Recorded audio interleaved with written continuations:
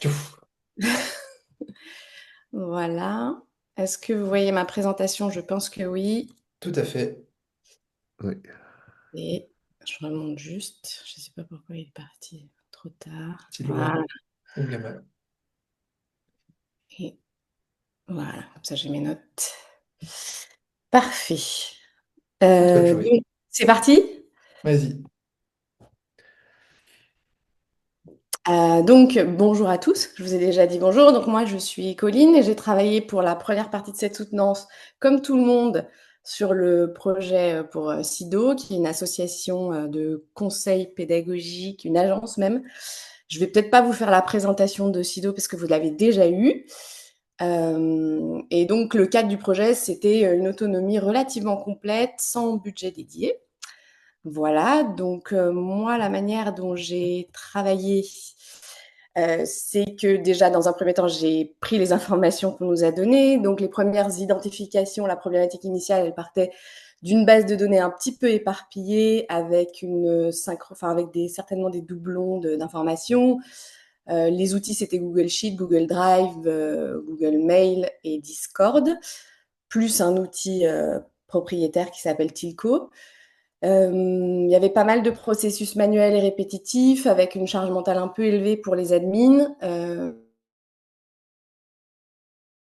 manque de capitalisation sur l'historique des projets et justement l'outil Tilco qui était obsolète, mais d'après Mathieu, il y avait un MVP en cours pour développer un nouvel outil. Et donc ma problématique, c'était comment doter Sido d'outils simples, interconnectés. Moi, je suis partie d'une optique de transition, puisque comme Mathieu nous a dit qu'il était déjà en train de développer Isido, un outil, un nouveau MVP pour Sido, je me suis dit, bah voilà, il faudrait travailler simplement avec ce qui existe le temps que Isido soit lancé. Et sans alourdir les processus, évidemment. Donc évidemment, on avait 10 jours, pas d'investissement et pas vraiment de stack technique. Donc moi, je suis partie sur Google Workspace et la clé OpenAI qu'on nous a fournie. Et la structure de la DB relationnelle du MVP que Mathieu m'a gentiment fournie. Au niveau de l'organisation de ce projet, moi j'ai utilisé Notion parce que je suis une fan de Notion et Figma, qui m'a permis en fait de développer les différentes parties de ce projet avec les différentes interviews qu'on nous a fournies, les outils, le cadrage de la problématique, également comprendre les process internes de Sido, comment ils traitaient les appels d'offres, parce que moi je suis vraiment partie sur le développement d'un ERP puisque c'était ça le besoin, c'était justement de suivre les projets et de capitaliser sur les projets. Voilà. Donc l'architecture de mon projet, j'ai été du fond vers la forme. Donc je suis partie sur la première base de données qu'on nous a fournie, la base de données de Tilco, dans laquelle il y avait les différents projets.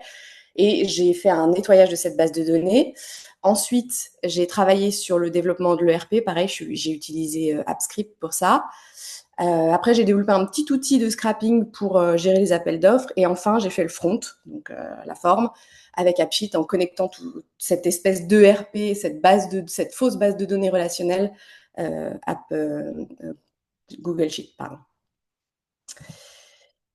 Alors, je vais vous montrer un petit peu la partie de nettoyage de base de données.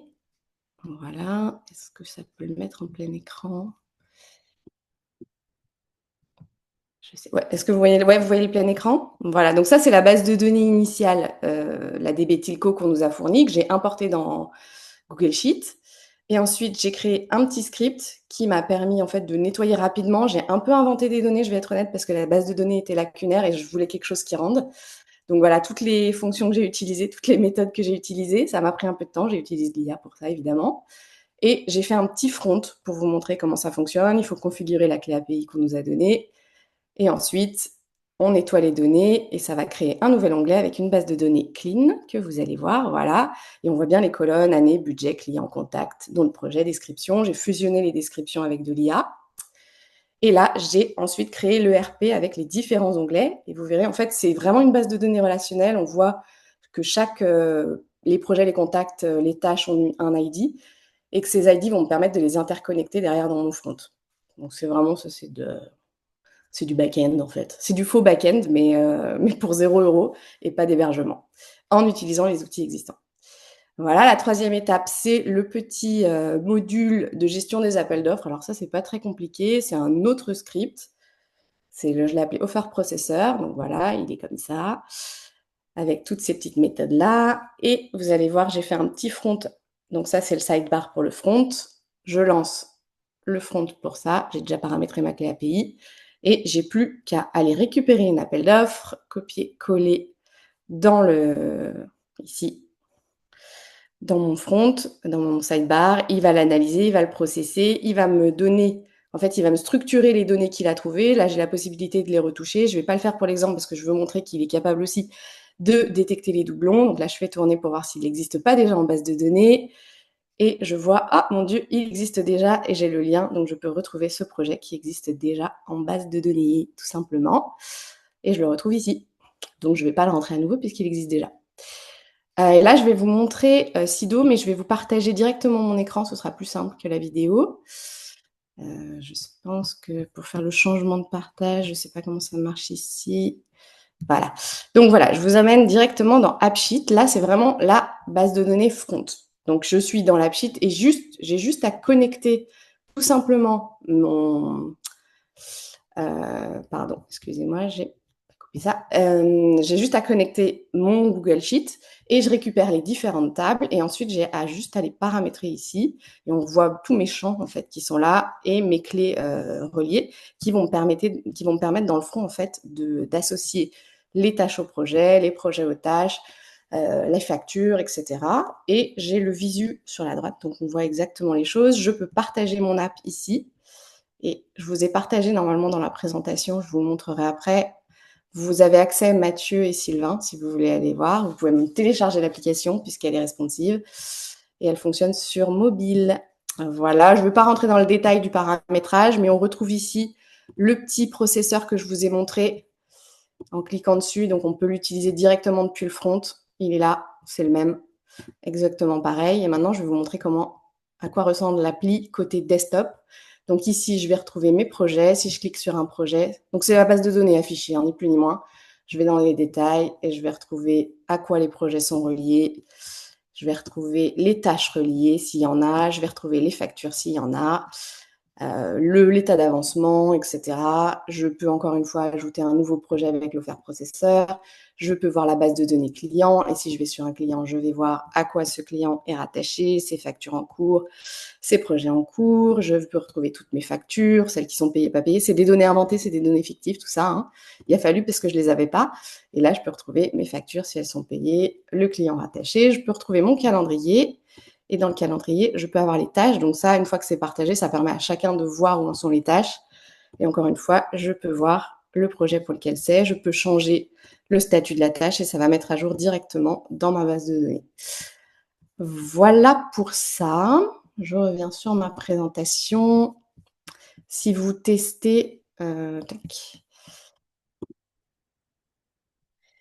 Je pense que si vous testez de votre côté, j'ai partagé les... Pourquoi je ne peux pas changer le slide ?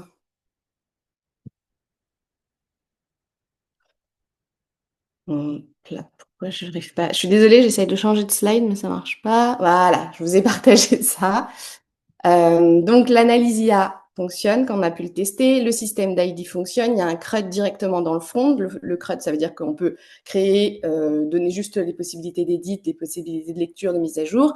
La donnée est centralisée et on voit, je vous ai mis des petites captures du front quand il est en responsive. Vous voyez, à la différence du desktop, de la version de bureau, on a les petits onglets en bas. Donc ça peut être pratique si les différents utilisateurs utilisent plutôt un téléphone ou une tablette.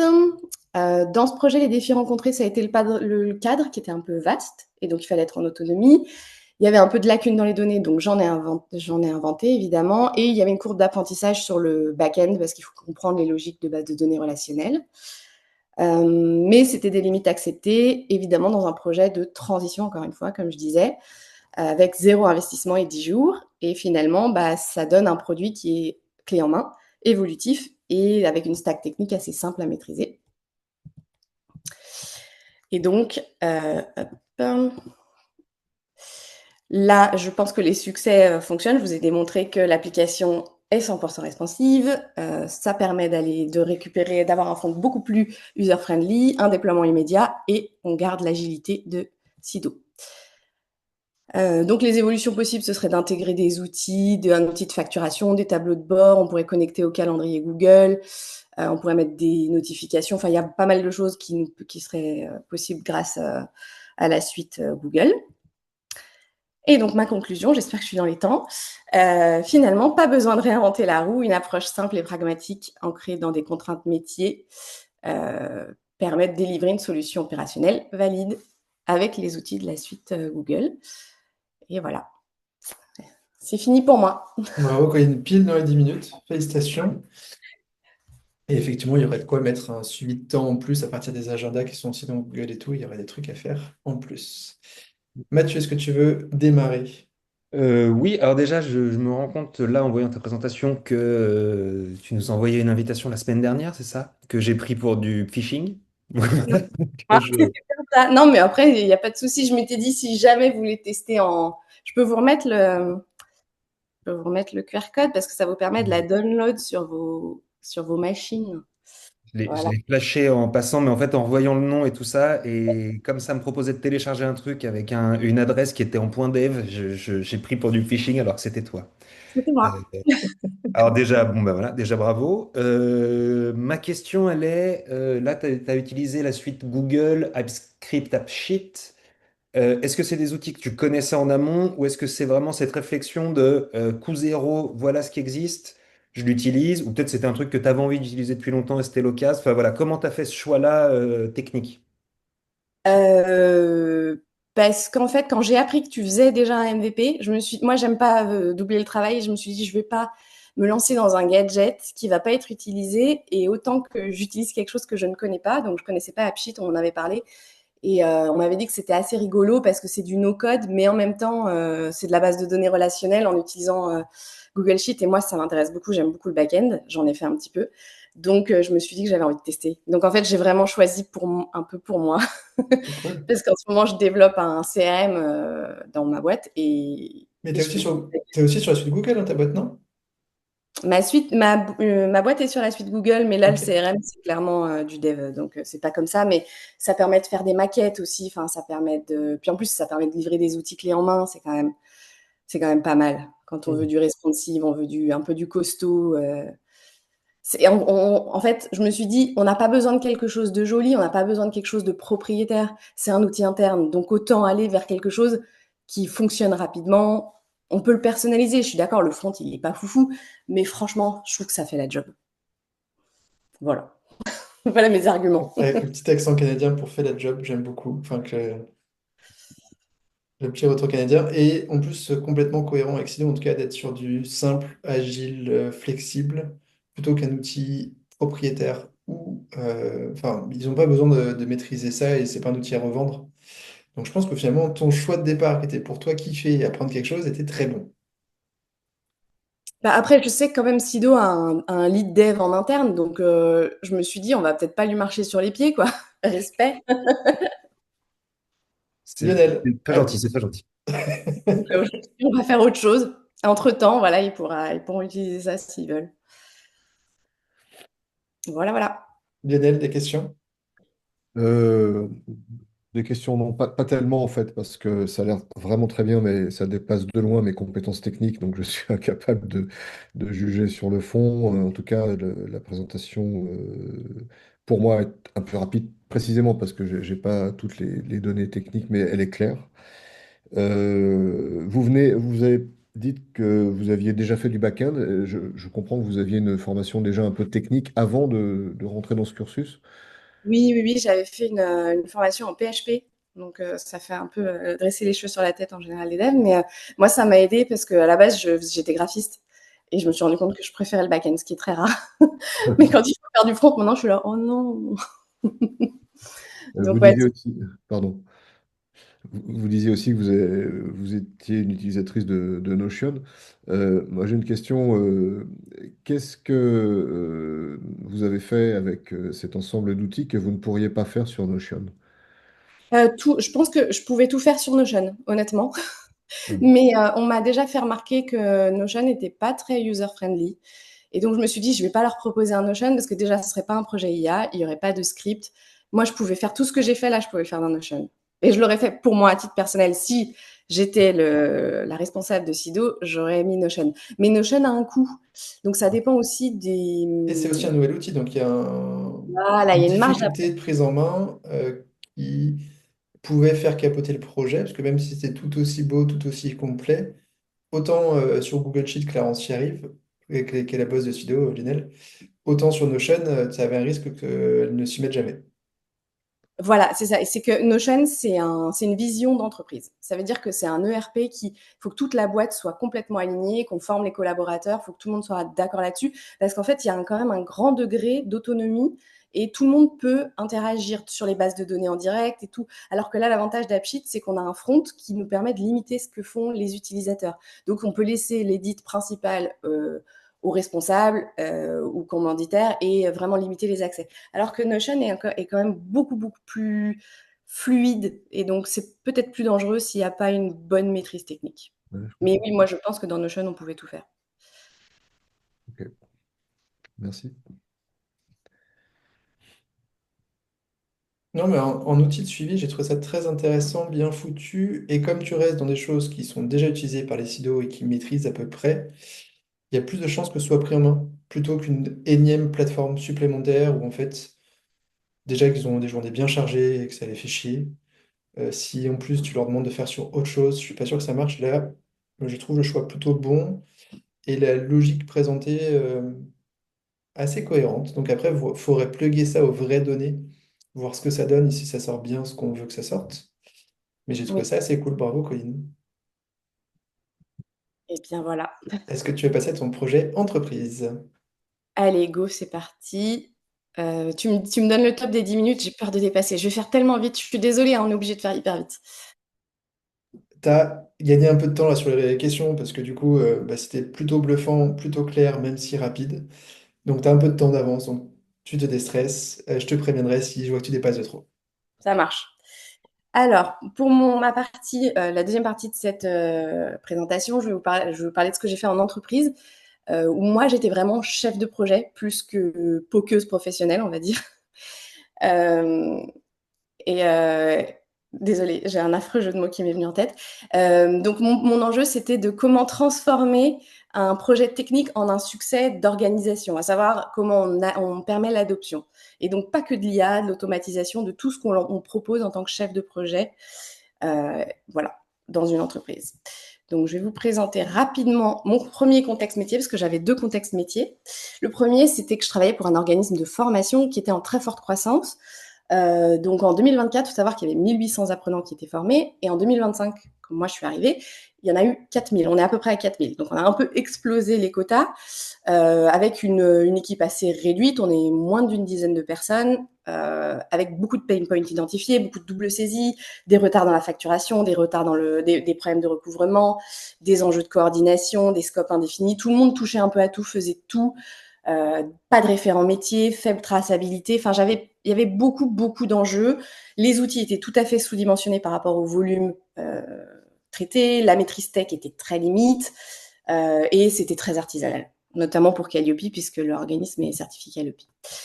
Donc, ce que j'ai fait, c'est que dans un premier temps, j'ai lancé des grands chantiers. De décembre à janvier, j'ai fait un audit global, j'ai interrogé tout le monde. Ensuite, à partir de février, j'ai proposé une roadmap, j'ai proposé une migration sur un nouveau TMS et CRM. Donc, on a migré du logiciel vers Digiforma. Et on a créé un connecteur propriétaire entre Pipedrive et Digiforma, à savoir que tout est géré. Quand on fait rentrer 4000 apprenants, ça nécessite un CRM d'inscription. Et donc, ensuite, une fois que ça a été proposé et validé, là, on a travaillé à structurer les équipes par pôle pour que moi, j'ai des référents et que je puisse ensuite co-construire les process avec des référents métiers qui, eux, me font remonter les besoins et moi, je peux ensuite, derrière, équiper en outils. Et là, depuis août, bah, j'ai fait une passation du support de niveau 1 sur tous ces outils et la centralisation de la donnée process que je travaille en coordination, encore une fois, avec les référents maintenant qu'il y a des référents. Les premiers écueils, quand j'ai proposé notamment des POC, parce que j'ai quand même fait des POC, Ça a été l'adoption, à savoir au niveau des relais métiers. Il faut que les relais métiers soient tout à fait en soutien. Il faut que les scripts soient partagés parce que moi, je peux pas être la seule à maintenir les scripts. Si ça pète, là, par exemple, je suis pas là, bah, ça bloque tout le monde. Il faut pas que ce soit trop complexe. Il faut que tout le monde comprenne exactement le projet. Il faut qu'on ait une maturité suffisante. Parfois, bah, c'est pas le cas, donc on attend, on forme. Et il faut qu'il y ait une vision scale, à savoir est-ce que c'est un effet rustine ou est-ce que c'est un traitement de fond. Et il faut savoir exactement la pérennité de ce qu'on propose. Donc, je vais vous parler d'un POC adopté que j'ai fait, qui est au niveau des inscriptions, à savoir, depuis qu'on est dans Digiformat, Digiformat, ça sert à gérer les sessions, ça sert à suivre les critères Calliope, mais c'est pas idéal pour toute la partie pédagogique, à savoir les formateurs, ce qu'ils font, s'ils envoient des questionnaires, s'ils font un suivi, ils ont besoin d'utiliser leurs propres outils, à savoir ici, c'est Google Drive. Donc, ce qui se passe, c'est qu'on avait besoin de faire remonter les listes d'apprenants par session, créer des dossiers Drive, récupérer les exercices, récupérer les listes d'apprenants. Les outils Google Workspace, Digiformat, il y a une automatisation MEC existante, mais le coût était indécent. C'était plusieurs centaines d'euros par mois parce que c'est un prestataire externe qui l'a fait et qui a livré ce truc-là, mais qui coûtait beaucoup trop cher en token. Et en plus, la responsable de l'OF, elle a coupé l'abonnement quand elle a vu qu'elle payait trop. Et donc, résultat, tout le monde s'est retrouvé un petit peu le bec dans l'eau. Donc, la réalisation technique, ça a été de faire un outil simple, de récupérer les listes d'apprenants via un Zapier qui coûte 19 euros par mois, pas plus, une insertion automatique dans un tableau référentiel dans Google Sheet et ensuite 2 petits scripts qui permettent, pas petits, des gros scripts, qui permettent de créer les dossiers sessions, de créer un Google Sheet session et d'extraire les PDF des exercices automatiquement dans le cadre du suivi Calliope. Et résultat, il est adopté, il y a déjà 600 apprenants suivis à date dans le Drive. Donc, je vais vous le montrer rapidement. Voilà comment ça fonctionne. Donc, ici, on est dans le Drive, le test session. Je ne vous montre pas le vrai parce qu'il y a des vrais noms d'apprenants, donc ce n'est pas les vrais noms. Donc, voilà mon référentiel apprenant avec les noms de mes apprenants. Et là, tout simplement, il s'agit d'ajouter une date de session, un rythme, un formateur. C'est comme ça qu'on différencie nos sessions. Voilà. Et il faut bien compléter donc la personne qui est en charge de ça. Il y a 3 personnes qui gèrent ce script, enfin, cette partie-là dans les équipes qui savent le faire. Ensuite, il faut indiquer une action à inscrire, à déplacer, à supprimer. Une fois que ça c'est fait, on peut lancer le script. Donc voilà, j'ai fait un front pour que ce soit plus user-friendly. Il faut bien respecter ça. Et il va inscrire mes 3 apprenants, Ariane, Dédale et Pasifae, en session. Voilà, j'ai 3 sessions créées.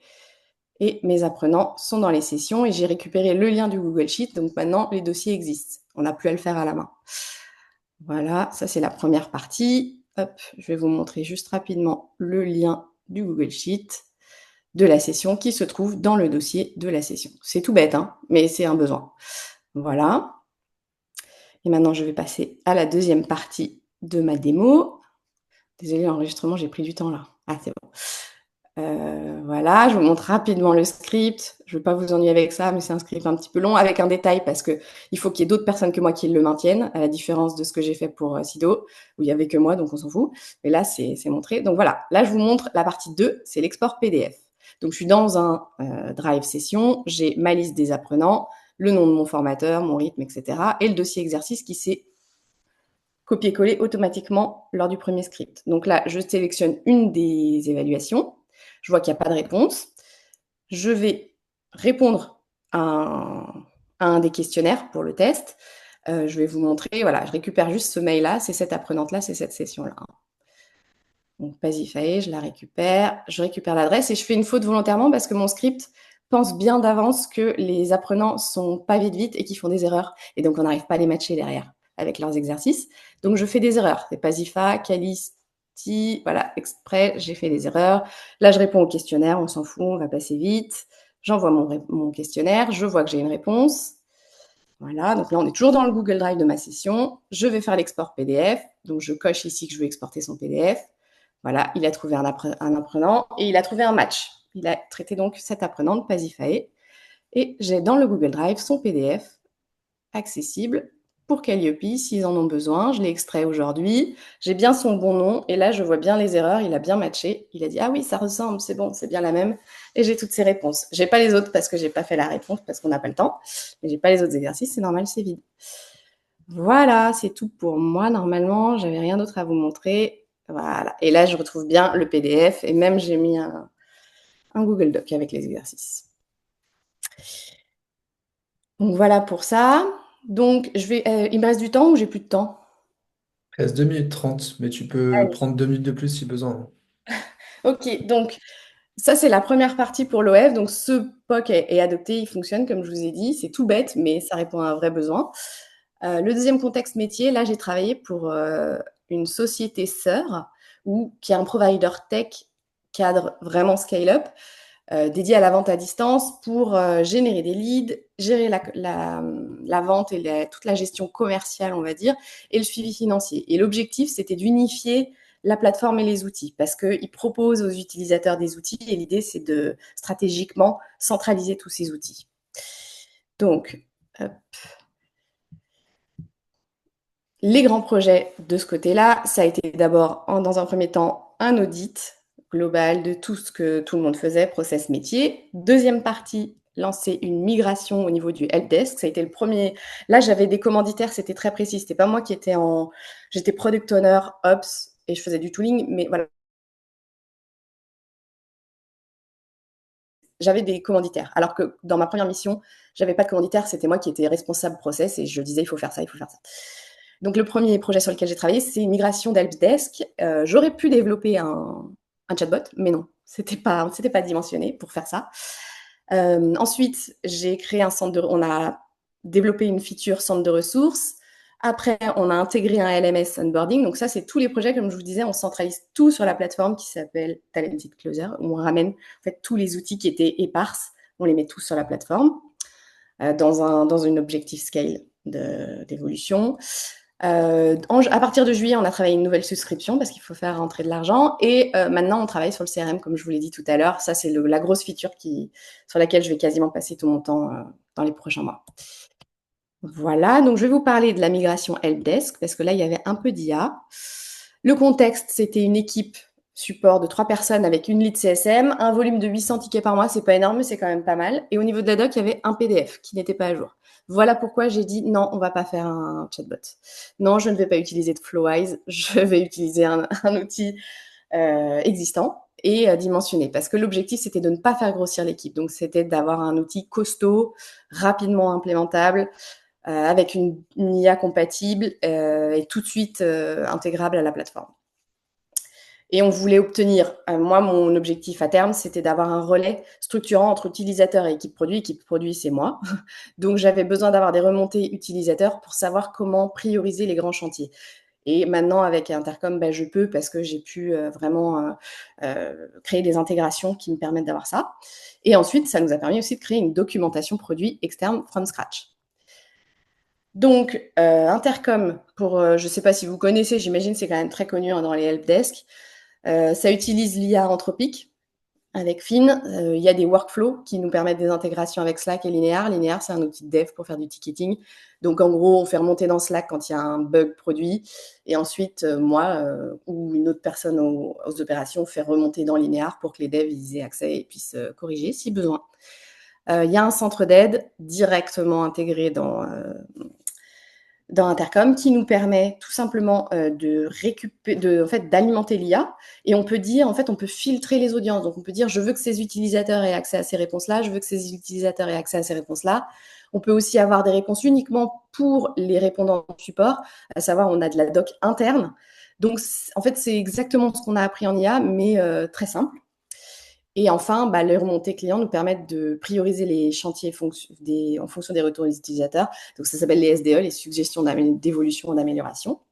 Et donc, on a pu automatiser, créer des workflows, orienter les utilisateurs, réduire à peu près de 20% le volume de traiter manuellement. On voulait 40%, mais on a été un peu... Il y a des choses qui sont obligées d'être traitées par des humains. Et on a beaucoup, beaucoup de KPI. Et plus le temps passe, plus on a des informations sur les sujets qui remontent le plus, lesquels on peut améliorer. On a même des suggestions d'articles à écrire. Enfin, c'est quand même assez puissant. Et donc, ce projet a été une réussite, évidemment, parce que la vision était très claire, parce qu'on a très vite décidé que c'était pas notre métier de faire du support, que notre métier, c'était de travailler sur la vente. Et donc, il y avait des gens qui faisaient ça beaucoup mieux que nous, de faire des outils de support. On a une base de données maintenant qui est co-gérée par les intervenants produits. On a pu donner un petit peu, empowerer des gens, enfin la responsable, la lead CSM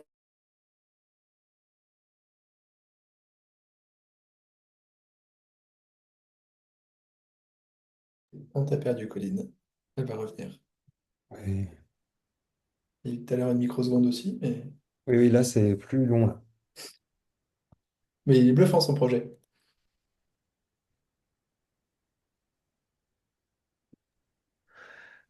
C'est, Je sais pas si, Colline, tu nous vois, tu nous entends, mais nous, on t'a perdu.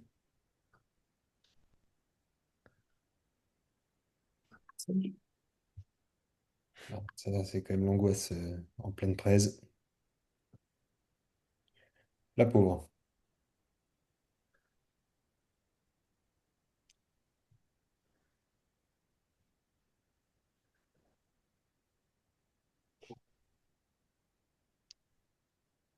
Si tu nous entends, Colline, ne t'inquiète pas, on comprend, ça arrive tout le temps.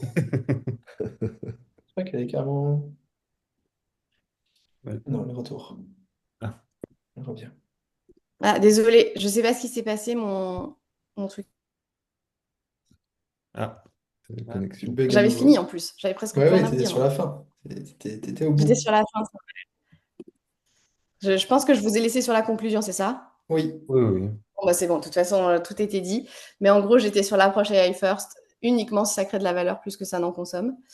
Donc, à chaque fois, la première question, c'est le coût. Est-ce que c'est pas un peu cher pour un gadget? Deuxièmement, ça, c'est ma question à chaque fois, jauger le niveau de maturité. Quelle est la qualité des données? Qui maintient la doc? Quel est le niveau des process internes? Et si c'est sur ça qu'il faut travailler, ben c'est sur ça qu'on va travailler. Et enfin, est-ce qu'on pourrait pas obtenir le même résultat sans IA? Et souvent, la réponse est oui. Des fois, non, mais souvent, oui. Et donc, moi, ma vision de mon rôle, c'est que un bon projet, c'est pas juste un POC, c'est une solution qui est adoptée et maintenue. Et j'ai envie de dire souvent, euh, dans mon métier, je passe beaucoup, beaucoup de temps à anticiper, beaucoup de temps à attendre que tout le monde soit prêt, que tous les parties prenantes soient d'accord, que voilà. Et une fois que c'est bon, là, je fais que du support. Je fais que du soutien. Oui, oui, ça va bien se passer. Je vais vous expliquer. Voilà. Donc, c'est beaucoup de beaucoup. Et c'est tout pour moi. Merci, Colline. Lionel ou Mathieu, je vous laisse. Lionel, si tu veux commencer. Bon, un peu pareil que tout à l'heure, c'est-à-dire qu'il y a plein de choses que je m'accroche, hein, j'essaye de suivre.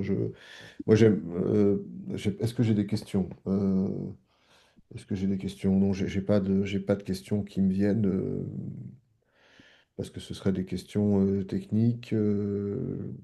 Non, pardon, je passe là pour l'instant.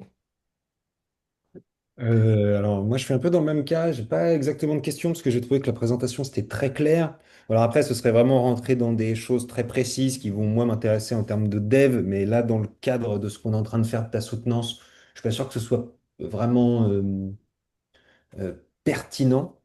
Et alors simplement peut-être un truc qui m'a échappé, le premier projet, la première contrainte métier, enfin que tu nous as présenté là dans ta deuxième soutenance, ça c'est quelque chose qui était une demande, c'est-à-dire t'es arrivé, on t'a dit voilà c'est ça qu'on veut que tu fasses, ou alors c'est toi qui t'es un peu qui assez vite tu t'es dit ah tiens là je vois qu'il y a un problème, ouais, un pain point, je vais venir proposer.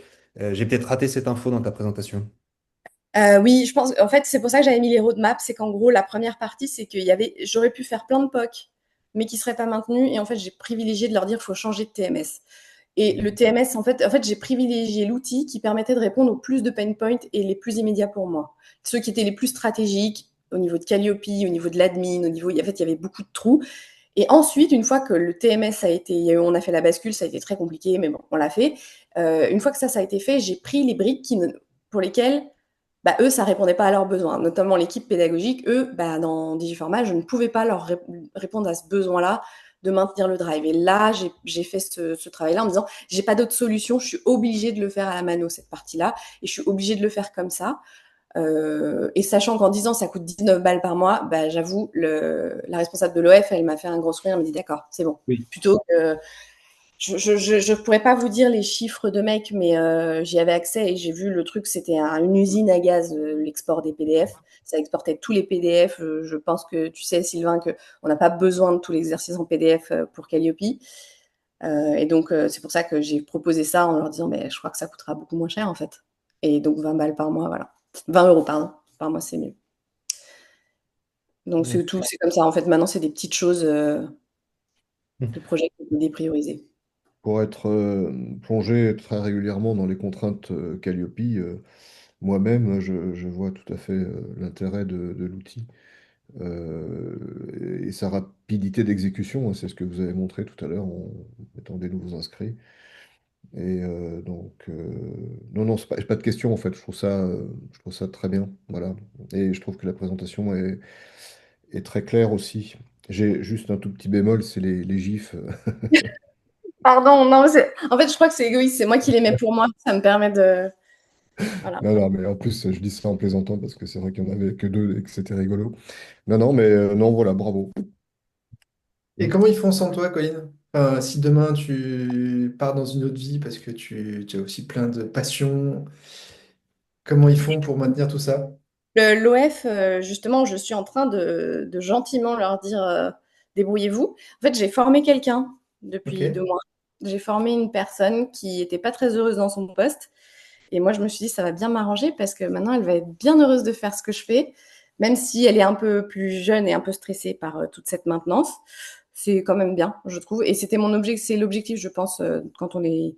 Ça dépend en fait des missions. Si on est product owner, on reste.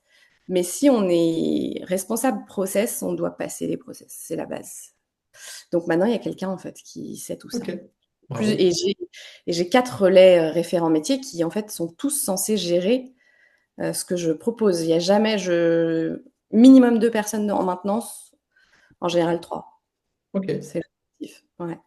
Et donc toi, tu deviens product owner officiellement? Ah oui, là oui, oui, oui.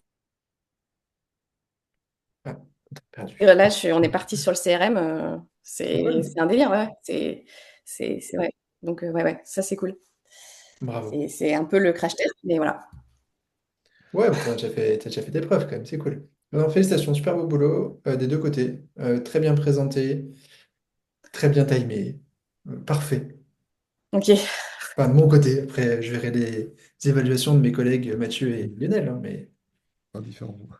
j'ai Bon, trouvé bah, ça assez excellent. j'ai du mal, comme les questions, du mal à mettre des trucs, parce que je vais mettre des plus un peu partout, Ouais, c'est pareil. sans vendre le. Voilà. Non, mais Ouais, moi, j'avoue, mais on en a déjà parlé, hein, j'aime beaucoup sur le projet Sido, ouais.